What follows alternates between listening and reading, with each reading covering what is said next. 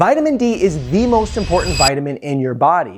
It's so important that every cell in the body has a receptor for vitamin D, and it is the only vitamin that your body is capable of making. But unfortunately, many of you are deficient, and the reason you're deficient is because you were told it's dangerous to take too much. But this begs the question, how much vitamin D is too much?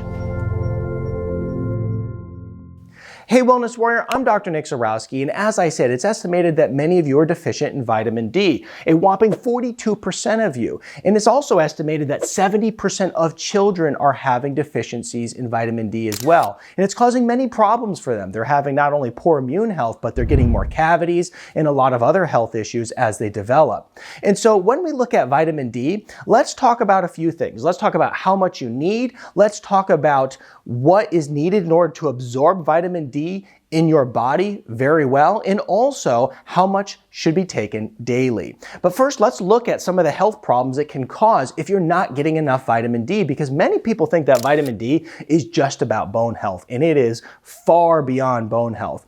Now, as I mentioned before, you're more likely to have decreased bone density. You're also likely to get things like cavities regularly if you have a deficiency in vitamin D. So we got to take care of our bones. It's going to have an impact on your cardiovascular health. This is really important as cardiovascular events are spiking and on the rise. We also are looking at your immune health. We're looking at inflammation in the body and disease prevention. In fact, most major diseases out there all start with inflammation. So, have I not given you enough reason already to really think about getting more vitamin D and making sure that you're not deficient in it, which we'll talk about in just a second. It also is going to have an impact on hypertension, right? If your blood pressure is high, it could be due to some vitamin D deficiency issues. Depression and mood disorders as well, because it's going to have a big impact on your brain if you're lacking vitamin D. Which begs the question, why are so many people lacking vitamin D today? Well, there's a few reasons. One is because many of us work indoors. Two, many of us live in climates where it's very cold or there's a lot of cloud cover. I fall into that category. And then three, because so many people are told that you cannot go out in the sun or it's dangerous. Here's the truth about the whole thing about going out in the sun. This is when sunshine becomes dangerous. When you go outside and roast for hours and hours and get really bad sunburns. But going out in the sun for 30 to 60 minutes a day and letting it hit your skin and not putting any type of sunscreen on is very, very healthy for you. So that's something to consider, and that's how our ancestors for thousands of years had adequate amounts of vitamin D. So we have to take that into consideration. So 30 to 60 minutes of sunshine every day is very healthy. In fact, when that sun hits your skin, it takes cholesterol and it turns it into vitamin D, so it can actually be used for your body to improve all these areas of your health. Now, the thing is that when you look at a test, what you'll have to determine is, am I deficient in vitamin D or not? And if you want to know if you're deficient, you really should test. It's a very inexpensive thing to do. Now, when you look at your test, your vitamin D test, it's going to have a number 0 to 100, okay? And this is important because this is how you truly know whether you're deficient in vitamin D or not. We can talk numbers of take this much per day for now until the end of time, but the reality is it all comes down to what is actually going on in your body right now. And so if you get a vitamin D test, which I encourage you to do, you're going to look at 0 to 100. And on the test, it'll tell you if you're below 30, you're deficient. But if you're above 30, you're not deficient, okay? And we're looking at nanograms per milliliter. And so 30 nanograms per milliliter is deficient. And what I recommend is that we don't want to just focus on being just above deficient. We really want to be in a very high sufficiency level so that our body has plenty of vitamin D and so that we can have optimal health. So what does this mean? This means that for me, I like to be 50 and above, okay? So when you get your vitamin D test, you want to be 50 and above. Optimal is right around 100, okay? If I was to find the most optimal vitamin D level, right around 100. Now, if you're not there, let's say you get a vitamin D test and you're not quite there and when you want to get more, the question that really becomes important is how much do I need in order to actually boost up my vitamin D levels? So what you have to consider is that, well, if I was just going to get plenty of vitamin D from sunshine alone, I would have probably already gotten it. So now we need to supplement with it, which begs the question of how much should I take?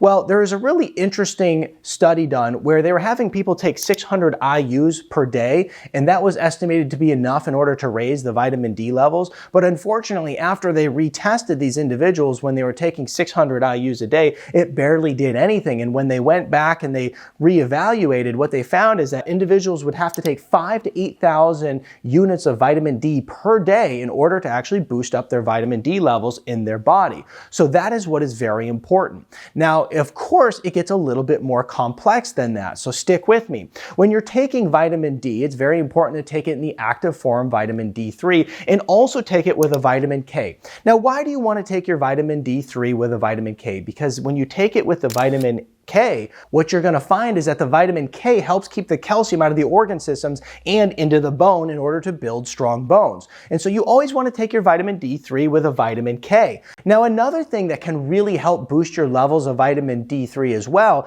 is you can actually take it with magnesium, as it supports the absorption process. One of the things that's very interesting, though, is that some have found that when you're taking vitamin D regularly, it actually can deplete you of vitamin A, which I find fascinating, because I've seen people who really struggle with having proper amounts of vitamin A, and they also had been taking vitamin D for a long period of time. So whether this was correlation or causation, I don't 100% know, but it is something I certainly consider in my own life, and something that should be considered, that if you're taking vitamin D for a long period of time, you should also make sure that you're taking some vitamin A time to time. Now, many people ask, well, what vitamin D should I take?